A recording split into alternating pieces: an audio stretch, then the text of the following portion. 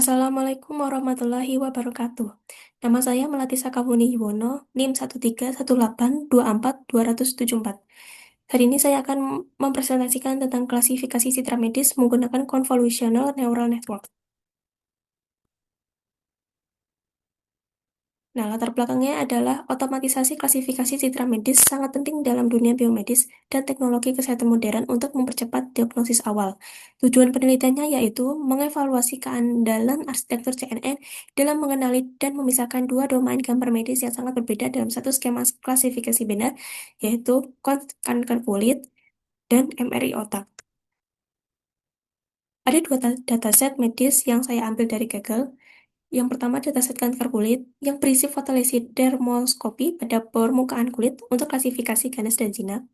Yang kedua, dataset MRI otak, yaitu berisi pindaian struktural jaringan bagian dalam otak untuk deteksi eh, ada tumor atau tidak. Ada persiapan dan pembagian data. Yang pertama 150 kali 150 untuk ukuran target gambar, 80% per 20% untuk rasio latihan untuk validasi. Yang terakhir concatenate untuk penggabungan dua dataset via TensorFlow API. Metodenya ada dua, yaitu prapemrosesan dan normalisasi, yaitu resesi 150 kali 150 kali 3 RGB, rescaling intensitas pixel 0 sampai 255 dan 0 sampai 1 di gerbang awal model. Yang kedua, augmentasi data, yaitu flip acak horizontal dan vertikal dan rotasi acak 0,1 untuk meniru variasi sudut pengambilan gambar. Ada konstruksi arsitektur model.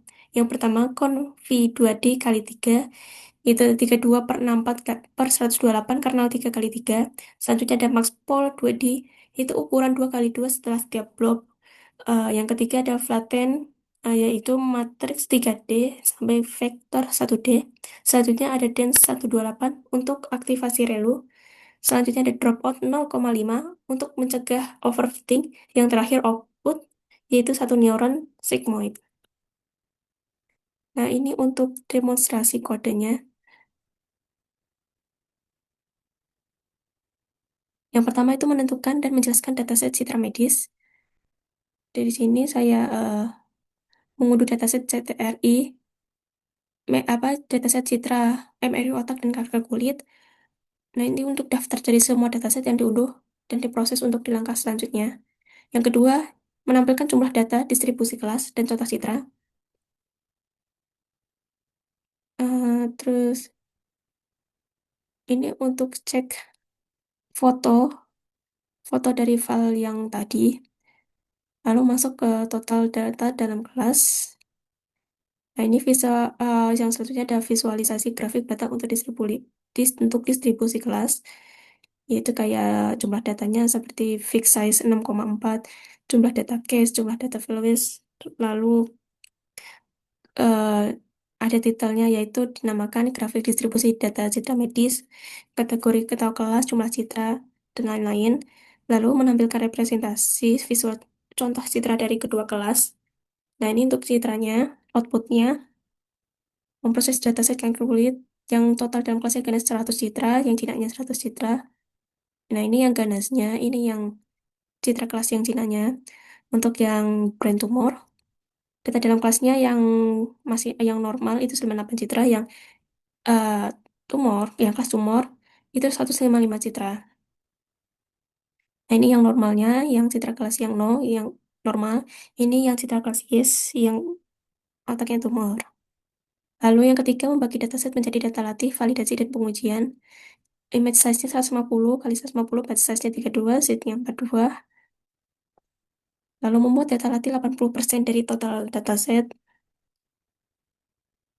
Nah, ini yang memuat data validasi internal 20% dari total dataset. Lalu outputnya. Lalu yang keempat, pemrosesan, size, normalisasi, dan augmentasi data latih. Itu membuat rangkaian proses augmentasi data latihnya secara acak dulu, lalu menerapkan praprosesor dan augmentasi data. Nah, proses datasetnya kayak nama, train DS, file DS, nama kelas. Nah, ini outputnya tuh lagi memproses kanker kulit, brand MRI. Yang selanjutnya ada membangun arsitektur model CNN. Layar pertama tuh normalisasi nilai piksel citra secara langsung. Ya dari 0,255 ke 0,1. Lalu ada convolutional layar ke min 1 RO. Convolutional layar 2 sampai convolutional layar ketiga. Yang kedua ada flattening, dense layer atau fully dropout layer. Yang terakhir ada output layer dengan fungsi aktivasi sigmoid. Yang terakhir mengompilasi model dengan optimizer Adam dan binary cross entropy loss. Yang keenam itu ada melatih model menggunakan optimizer Adam dan Kalbach. Ya, untuk ini outputnya itu datanya, rescalingnya outputnya non 150 kali 150, 153, parnya 0, conv 2D, non 148, 148, 32, 896. Lalu ini untuk total paramsnya itu 4.828.481, totalnya 18,42 MB. Trainable-nya paramsnya sama seperti total paramsnya itu. Untuk non-trainable paramsnya itu 0. Ini yang untuk kanker kulit. Nah, untuk yang kayak apa yang tumor otak itu total paramsnya trainable paramsnya seperti kanker kulit dan dia non trainable params juga. Untuk yang ketujuh menampilkan grafik training dan validation akurasi dan loss. Itu ada plot grafik tren pergerakan akurasi, plot grafik tren pergerakan loss. Nah, ini untuk grafik pergerakan akurasi loss untuk kanker kulit. Kalau grafik perbandingan akurasi dia tapi agak naik. Tapi untuk validasi akurasi ini sempat ada turun lalu dia naik lagi. Kalau untuk loss dia memang lebih ke turun, tidak ada peningkatan. Kalau akurat ini yang grafik pergerakan akurasi dan loss tumor otak itu dia lebih naik turun rata-rata. Kalau untuk lossnya memang dia lebih tajam berkurangnya. Lalu yang kedelapan ada mengevaluasi model. Itu dia lalu mengambil semua sampel batch pada data validasi untuk diprediksi oleh model. Itu ada menggambar visual heat map-nya. Nah, ini ringkasan laporannya. Untuk kanker kulit, ganasnya 0,80, precision-nya rekalnya 0,89, untuk jinaknya 0,90 untuk precision, 0,82 untuk rekalnya. Nanti untuk akurasinya, makro AFG, precision 0,85, rekalnya 0,85, back AFG 0,86, rekalnya 0,85. Ini seperti ini tabelnya. Untuk model evaluasi untuk kanker kulit. Nah, untuk evaluasi model untuk tumor yang yang normal itu precisionnya 0,71, rekalnya 0,59, yang yes yang tumor itu 0,81 untuk precision, yang 0,88 untuk rekal. Akurasi makronya tuh 0,76 precision, 0,73 untuk rekal, worth precisionnya 0,77, rekalnya 0,78. Ini untuk modelnya. Yang terakhir menampilkan minimal 5 contoh hasil prediksi. Nah, ini untuk hasil prediksi citra medis yang kanker kulit. Yang prediksi itu memang dari sistem sistem ininya ya, dia tuh jinak. Yang untuk aktualnya itu dari datasetnya yang asli itu dia benar jinak. Yang ini juga yang ganas.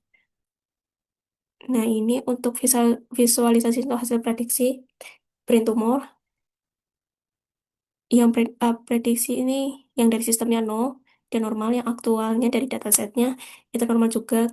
Berbeda dengan yang ada yang terkecuali dari prediksinya dari sistemnya dia normal no, tapi aktual dari datasetnya yes dia itu tumor.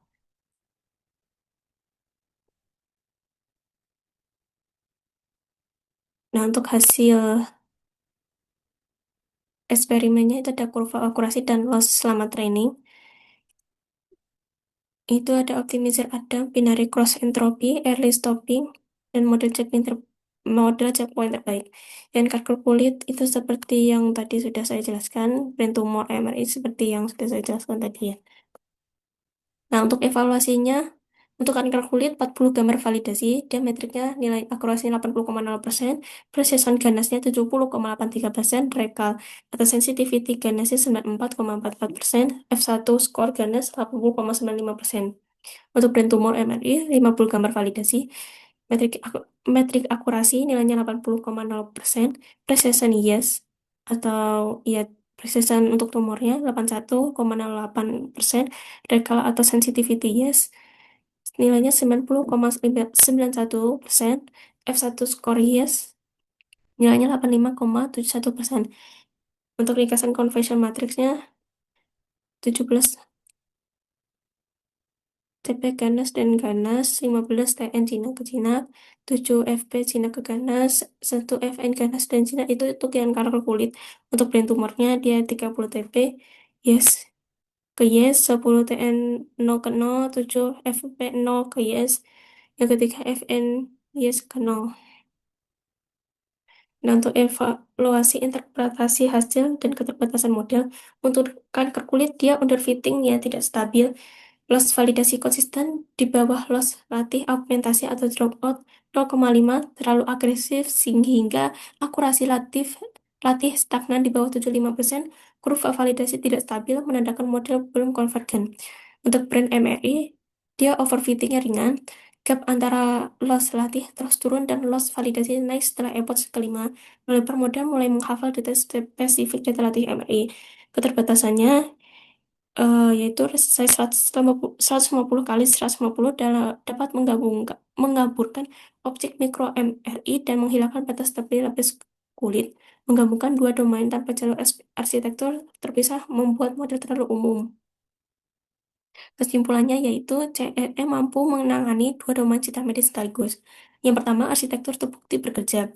CNN 3 lapisan konvolusi aktivasi RLU dropout 0,5 dan early stopping berhasil diterapkan pada klasifikasi biner multi dataset. Yang kedua, fitur umum lintas domain, yaitu filter konvolusi dapat mengambil fitur umum dari domain visual yang sangat berbeda secara struktural kulit dan otak. Yang terakhir, peran sebagai second opinion sistem ini adalah prototipe akademik yang harus digunakan sebagai pendukung keputusan, bukan penentu diagnosis mutlak. Ya, demikian presentasi yang saya jelaskan hari ini. Mohon maaf jika ada kesalahan kata, kurang lebihnya mohon maaf. Wassalamualaikum warahmatullahi wabarakatuh.